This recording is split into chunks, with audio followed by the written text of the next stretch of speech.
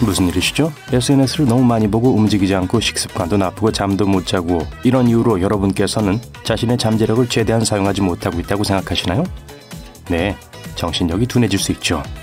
좋은 소식은 옛날의 자신으로 돌아가기 위해 간단한 기술들로 정신을 다시 예리하게 만들 수 있다는 거예요. 첫째, 어휘력을 기르세요.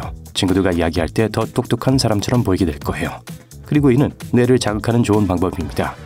어휘 학습이나 과제에 도전할 때 특히 청각과 시각 처리를 담당하는 뇌 일부 영역이 활성화된다고 해요.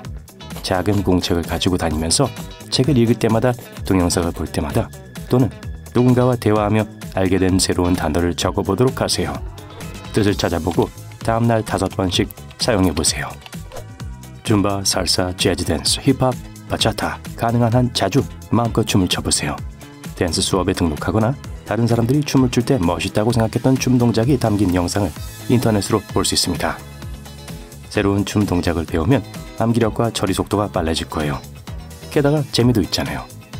승마, 속도, 기본적인 자동차 수리, 정원 가꾸기, 사진 촬영 등 새로운 기술을 배운 건 우리의 뇌를 자극해줍니다. 새로운 언어는 어때요? 몇몇 연구에선 여러 언어를 구사하는 사람들의 창의력과 시공간 기술이 더 높은 수준이라는 것을 보여줬습니다. 2개 이상의 언어에 능통하다면 업무와 업무 사이를 왔다 갔다 하기가 더 쉬울 수 있어요.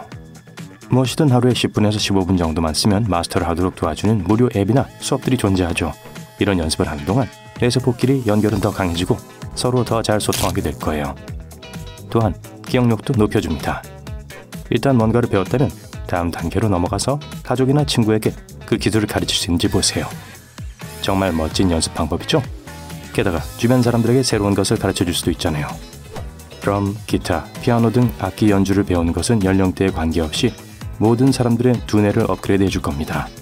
혁신적인 해결책이 필요할 때 행복하고 기분이 좋아진 음악을 만들어 보세요.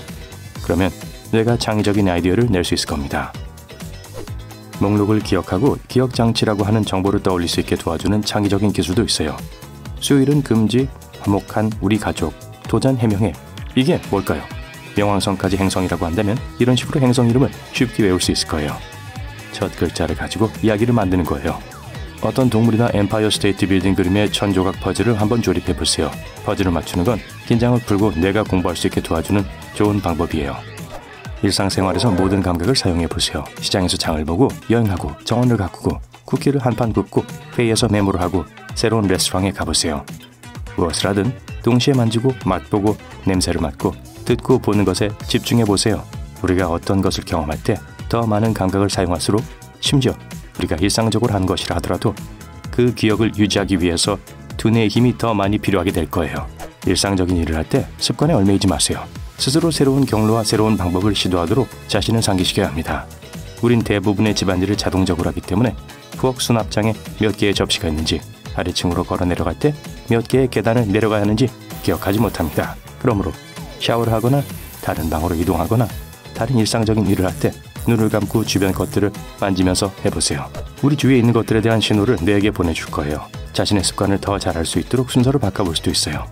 아침에 새로운 일을 시도해보고 새로운 조깅 경로를 선택해보고 아침을 먹은 후가 아니라 먹기 전에 옷을 입고 아침 뉴스 대신 가장 좋아하는 시트콤의 한 에피소드를 보도록 하세요. 출근하거나 어딘가로 이동할 때 새로운 경로를 시도해보세요. 지도 앱은 사용하지 말고 뇌가 자신만을 위해 길을 만들고 기억하도록 해보세요. 자신을 테스트하기 위해서 기억력만으로 자신이 사는 곳의 지도를 그려보세요. 눈을 감고도 거리를 알아내고 동네를 탐색할 수 있다고 생각하실 수 있겠지만 두뇌에게 과제를 주기 위해서 가능한 한 많은 디테일을 기억해보세요. 동네의 랜드마크, 슈퍼마켓, 골목길, 공원, 심지어 벤치까지 하나도 놓치지 마세요.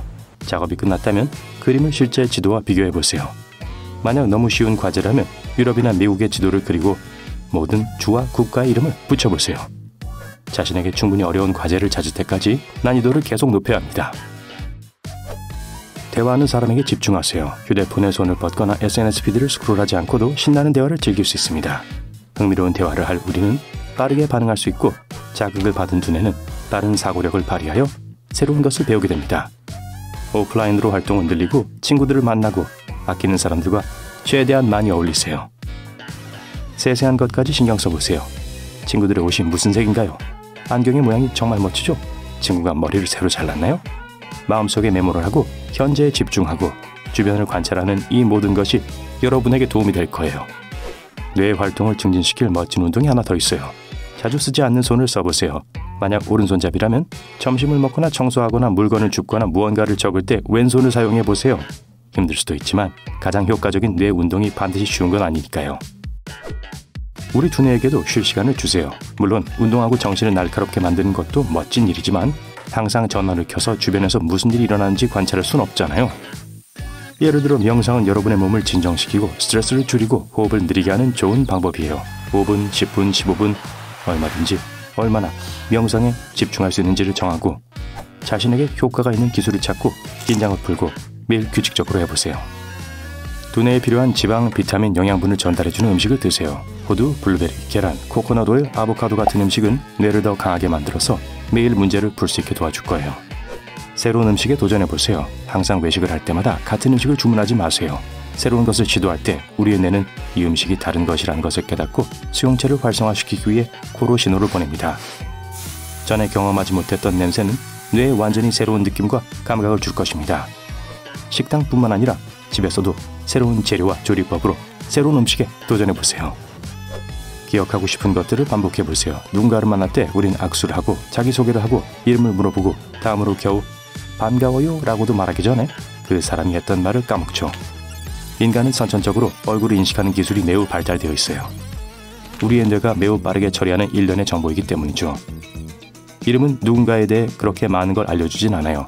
그래서 맥락이 없다면 우린 그 이름을 기억하기가 더 어렵습니다.